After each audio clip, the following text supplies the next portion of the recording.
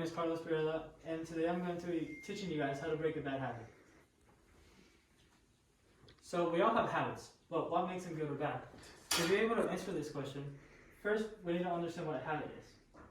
According to Michael Williams, a PhD graduate in neuroscience, a habit is any action we perform so often that it almost becomes an involuntary response to one's body. If this habit becomes undesirable because it is unproductive or unhealthy, then we might consider it a bad habit. Examples of bad habits are excessive drinking, excessive video games, gambling, too much screen time, or basically anything that affects your lifestyle negatively. So now that we understand bad habits,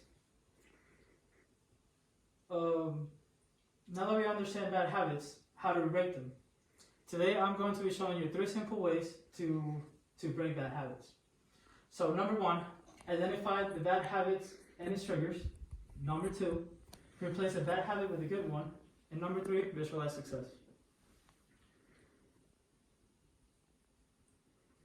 So with that being said, let's begin with the first step of the 3. Identify bad habits and its triggers. Starting out, we need to identify what bad habit we want to break and what triggers that habit before we do it. So, for example, do you go to the cafeteria before eating junk food, or do you get stressed before you smoke a cigarette? Once you have figured out your triggers, after you figure out your triggers, you'll be conscious about your triggers, and then that's when you can make changes to your lifestyle. So, for example, if going outside leads you to smoke a cigarette, then you need to go somewhere else to take your break at work. Or if going home leads you to eating a bunch of cookies, then you need to throw them all away. So you basically need to set yourself up for success. According to James Clear, author of the #1 New York Times bestseller, Atomic Habits, your environment makes your bad habits easier and your good habits harder. Change your environment so you can change your outcome. So now that we understand the triggers, let's go now to the second step. Replace a bad habit with a good one.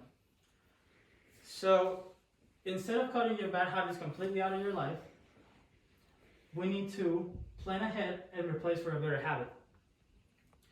For example, if you normally go outside to smoke, take a walk instead. And also chew some gum so you can substitute the added smoking. Or if you start scrolling through social media, when your schoolwork or your work life gets hard, take a few minutes, stretch, and then get back to it. Often in situations like this, people realize that what caused them the relief wasn't the cigarette or the phone. It was actually taking a short mental break. Here, we can see how Drake supports our point right here. So instead of watching comedy and getting chips, now he's over that habit and he tries to put a better habit into his life by watching documentaries, which can teach you more than comedy, and eating apple slices, which is a lot healthier than eating chips. And with that being said, now we can go ahead with our third and final point of the presentation. Visualizing success is very important to one's journey to make a change. It is always motivating to see yourself succeeding and to see yourself winning. According to Matt Murphy from Forbes, people who very vividly describe or picture their goals are anywhere from 1.2 to 1.4 times more likely to accomplish their goals. And let me tell you, there's a pretty big difference by just setting your goals out loud or writing them on a piece of paper. So now that you have an understanding of how to break your bad habits, allow me to recap what I want everyone to remember about this presentation. People will often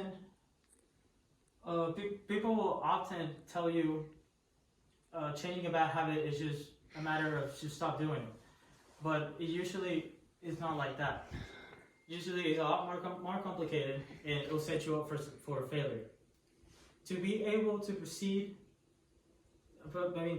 succeed, you need to follow these 3 steps. Know your triggers and change the environment you want to change around you so you can change your outcome. Number 2, replace your bad habit with a good one. And number 3, visualize your success. Thank you.